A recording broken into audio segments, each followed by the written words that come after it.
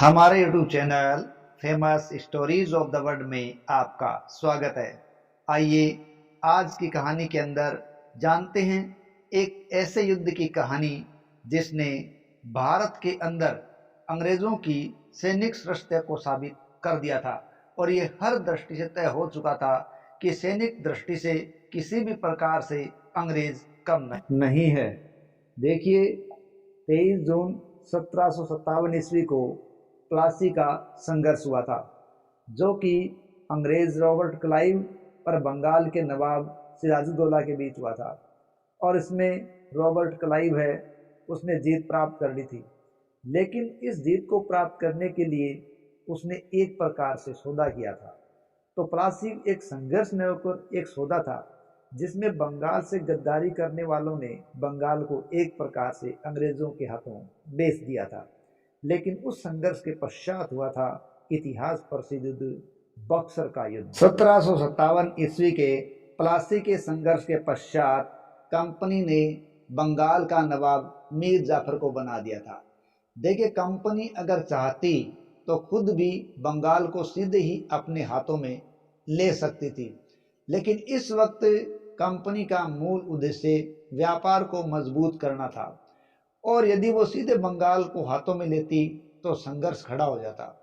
लेकिन उन्होंने मीर जाफर को बंगाल का नवाब बनाया और मीर जाफर एक सहयोगी की तरह उसके सामने आ गया।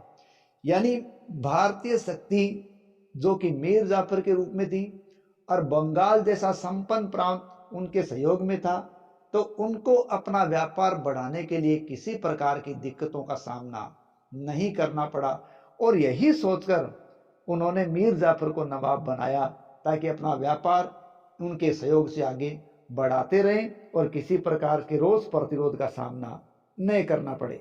हालांकि क्लाइव ने मीर जाफर को बंगाल का नवाब तो बना दिया था, लेकिन मीर जाफर एक प्रकार से एक कठपुतली नवाब था, क्योंकि बंगाल की यहाँ की सारी सत्ता है उसका यदि मूल रूप से देखे तो उपभोग क्लाइव के द्वारा ही किया जा रहा था। और इस प्रकार मीर जाफर है उसको इतिहास में क्लाइव का एक गीदड़ कहा गया है। इतिहासकार मेलिसन ने तो यहाँ तक कहा है कि बंगाल कंपनी के लिए या यूं कहें रॉबर्ट क्लाइव के लिए एक सोने की थैली था। उस सोने की थैली में वो जब भी हाथ डाले तो उनके हाथ धन से भरे हुए आने चाहिए।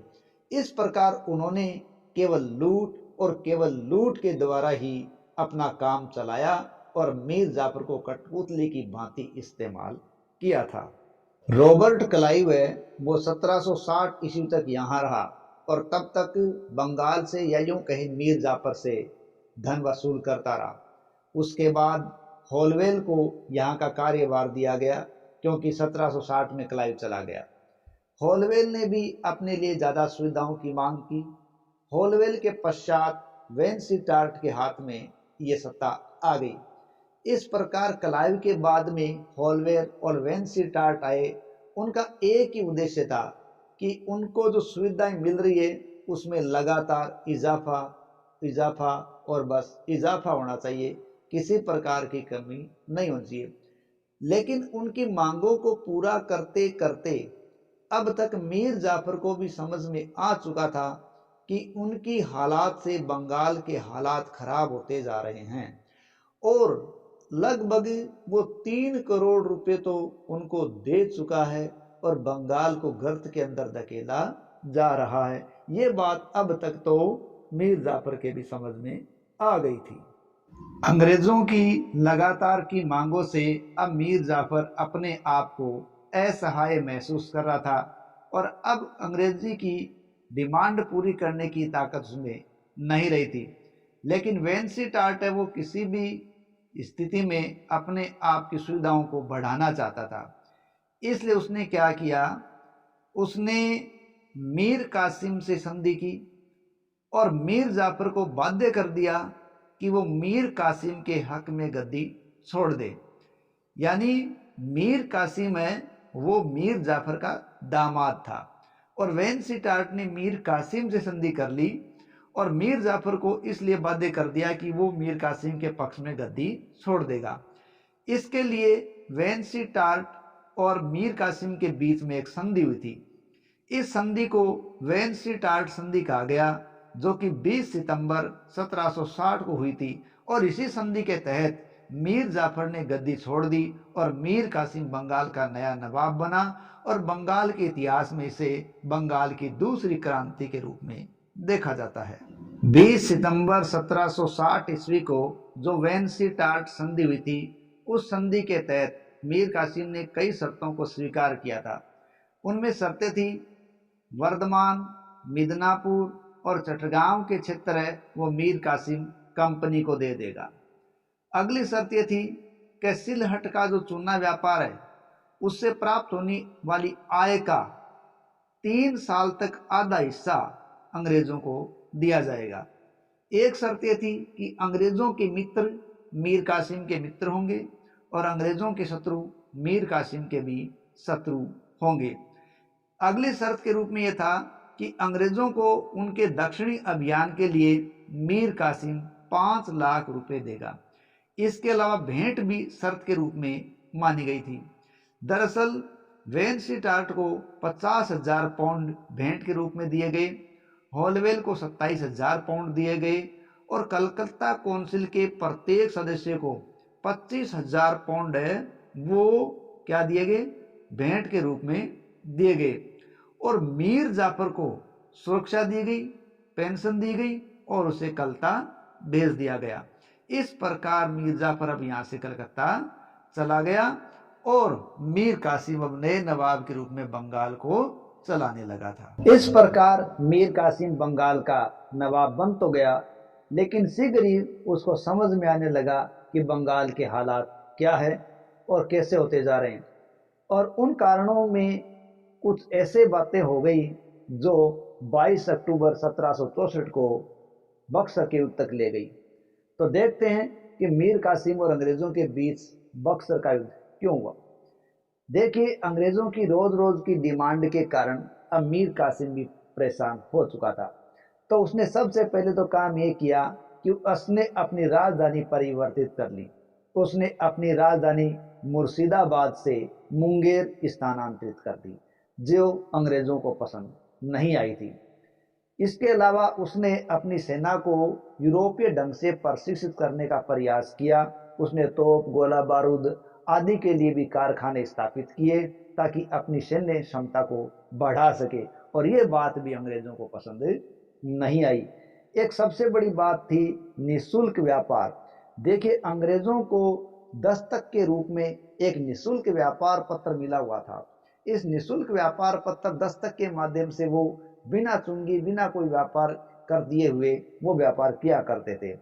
लेकिन ये छूट अंग्रेजों को थी, इसलिए उस दस्तक पत्र को वो भारतीय व्यापारियों को बेचकर धन कमा लिया करते थे।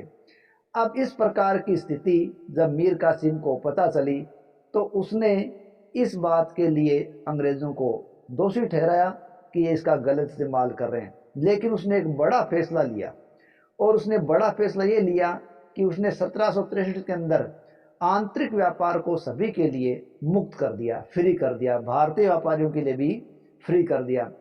देखिए, अब जो शुल्क मुक्त व्यापार पत्र दस्तक अंग्रेजों को दिया गया था वो आंतरिक व्यापार पर लागू नहीं होता था, लेकिन अंग्रेजों ने उसे आंतरिक व्यापार पर भी लागू कर दिया था। इसलिए ये बंगाल के लिए हर दृष्टि से घाटे का सौदा था और बंगाल को किसी भी प्रकार से कोई राजस्व प्राप्त नहीं हो रहा था। इसलिए ये कठोर कदम उठाकर भारतीय व्यापारियों के लिए भी उसने फ्री निःशुल्क व्यापार की घोषणा कर दी, और अंग्रेजों के जो लाभ हो रहा था उस लाभ को उन्होंने रोक दिया। इससे अंग्रेज काफी नाराज हो गए थे। एक अंग्रेज इस बात के लिए मीर कासिम पर दबाव बनाने लगे कि वो मुगल शासक को 12 लाख रुपये देवें, लेकिन मीर कासिम इसमें असमर्थता जता रहा था और वो ऐसा देने के लिए तैयार भी नहीं था। इसलिए दोनों के बीच मनमुटाव बढ़ता गया। बाद में मीर कासिम ने क्या किया, उसने अंग्रेजों के सामने ये मांग रखी कि 1760 के अंदर जो वेंसी टार्ट संधि हुई थी उन संधि का पुनः भुगतान किया जाए, या यूं कहें कि जो संधि के तहत वर्धमान, मिदनापुर, चटगांव और सुनहरे व्यापार का लाभ देने का वादा किया गया था, उन सब बातों की पुनः समीक्षा की जाए, क्योंकि इनसे जो कुछ प्राप्त हो रहा है उसका इस्तेमाल तो अंग्रेज बंगाल के खिलाफ कर रहे हैं, और जब उनके खिलाफ ही कर रहे हैं तो वो इस चीज को भुगतान करने के लिए या अंग्रेजों को इसे देने के लिए तैयार नहीं है, इसलिए उनको पुनः निर्धारित की जाए। इस प्रकार की मांग है वो मीर कासिम के द्वारा की गई, और अंग्रेजों ने इसे बहुत बड़ी बेइज्जती और अपनी नाराजगी समझा, और वो मीर कासिम पर अब खार खाकर बैठ गए थे। इन परिस्थितियों में अंग्रेजों और कासिम के बीच युद्ध टाला नहीं जा सकता था।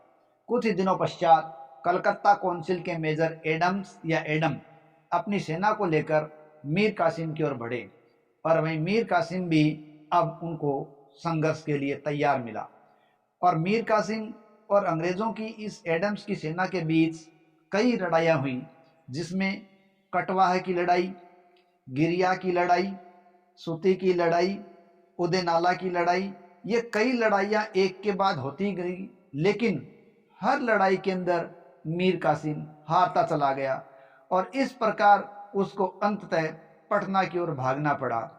और मीर जाफर है उसको अब अंग्रेजों ने वापस बंगाल का नवाब बना दिया और उसे अपनी शर्तों पर ही नवाब बनाया। इस प्रकार अंग्रेजों का गीदड़ कहलाने वाला मीर जाफर एक बार पुनः नवाब बन गया। इधर मीर कासिम जो पटना की ओर जा रहा था, वो पटना से अब अवध चला गया, और अवध में वो पहुंचा सुजाउदौला के पास। उस समय अवध के नवाब थे सुजाउदौला, और सुजाउदौला के पास जब मीर कासिम पहुंचा, उस समय वहां पर मुगल शासक शाह आलम द्वितीय भी शरण लिए हुए थे। इस प्रकार वहां तीन शक्तियां एक हो गई, मीर कासिम, अवध के नवाब सुजाउदौला और शाह आलम द्वितीय मुगल शासक। तीनों ने क्या किया, एक गठबंधन बनाया, और अब तीनों ने निर्णय किया कि तीनों की संयुक्त सेना है वो अब अंग्रेजों से मिलकर लड़ेगी।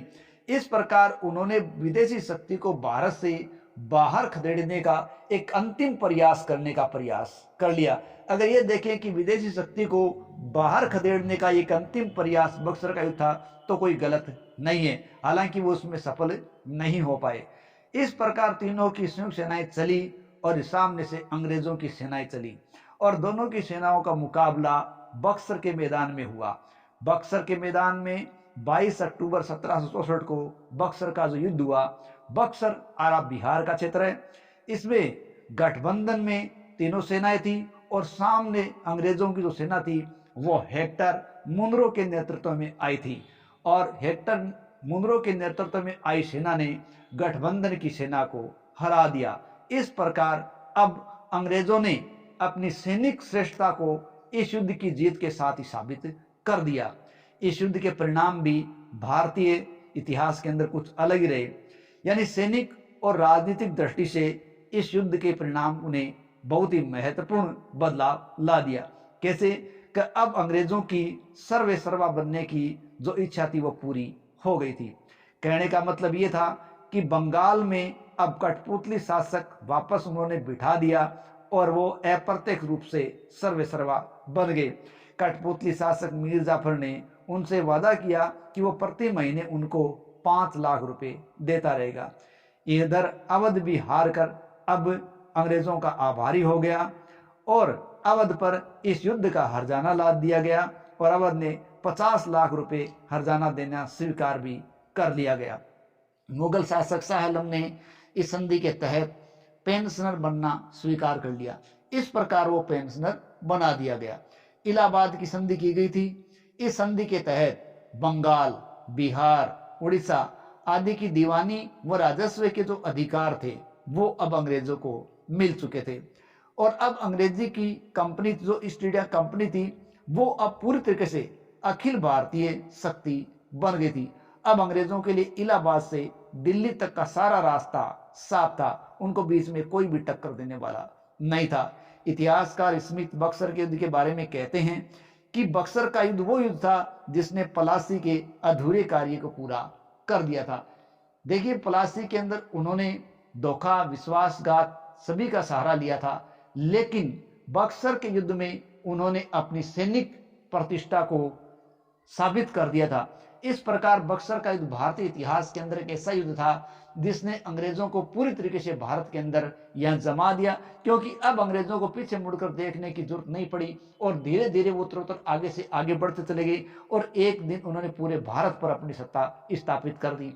यदि इन तीनों गठबंधन की सेना ने मजबूती से प्रयास किया होता या जीत गई होती तो शायद ये विदेशी कंपनी भारत से बाहर निकल गई होती। इस प्रकार उनका ये प्रयास अंतिम प्रयास था जो इनको बाहर निकालने का था, लेकिन वो असफल हुआ। लेकिन कंपनी अपनी सैनिक श्रेष्ठता साबित करने में यहाँ कामयाब हुई और संपूर्ण भारत उनके कब्जे में धीरे धीरे आता चला गया। जय हिंद, जय भारत।